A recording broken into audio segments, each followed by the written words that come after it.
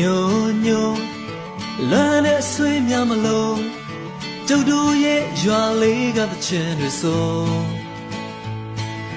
ချိန်တန်ပြီဆိုစပါးကင်းများမဲဆို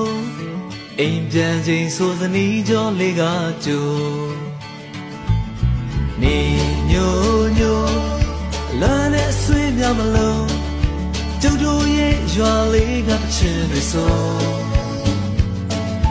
ချိန်တန်ပြီဆိုစပါးကင်းများမဲဆို